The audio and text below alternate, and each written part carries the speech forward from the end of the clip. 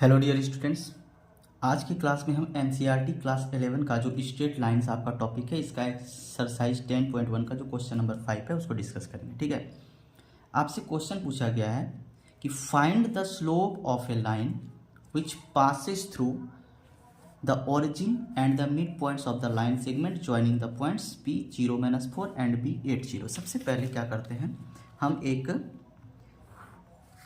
X axis और y axis इसको हम यहाँ पर शो कर देते हैं। ठीक है, कार्टेशियन प्लेन पर हमने एक्स एक्सिस वाई एक्सिस को यहाँ पर शो किया। तो ये आपका जो है एक्स एक्सिस है, ठीक है, और ये रहा आपका वाई एक्सिस।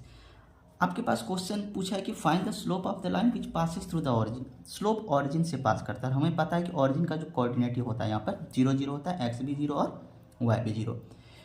आगे पूछा है which passes through the origin and the mid points of the line segment joining the points P 0-4। मान लेते हैं कि यहाँ कोई पॉइंट P है 0-4, ठीक है।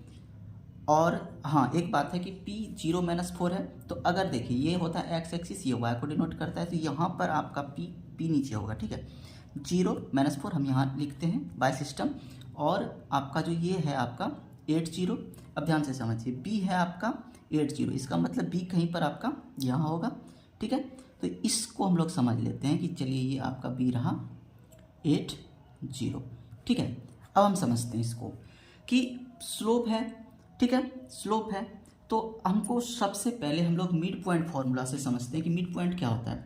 कि दो कोऑर्डिनेट का अगर मिड पॉइंट निकालना हो तो क्लास 10 में भी हम लोग पढ़ चुके हैं कि मिड पॉइंट फार्मूला होता है। ठीक है, मिड पॉइंट जो फार्मूला होता है वो होता है x1 + x2।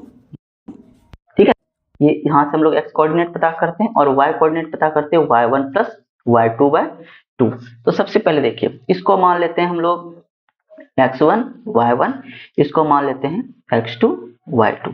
ओके, अब आप ध्यान से देखिए, अगर हमको इसको मिड पॉइंट फाइंड करना हो तो x1 + x2 y2, यानी यहाँ से अगर हम x फाइंड करें, ठीक है, तो 8 + 0 यानी 8 + 0/2 हो जाएगा, और y कोऑर्डिनेट जो हमारा होगा 0, ठीक है, +-4/2, यानी यहाँ से हमको मिल गया 4x का वैल्यू। ठीक है, और यहाँ से y का वैल्यू हमको मिल गया -2, यानी हमारे पास एक कोऑर्डिनेट हो गया 4 और -2।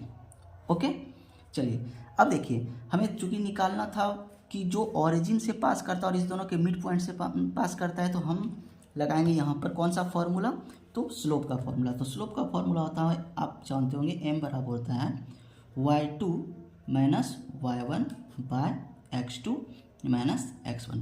अब देखिए, चूंकि ओरिजिन का कोऑर्डिनेट 0-0 होता है, ठीक है, इसको अगर हम लोग समझ लें अब x1 y1, और ओरिजिन को यहाँ पर x2 और y2 के लिए ओरिजिन 0-0 होगा।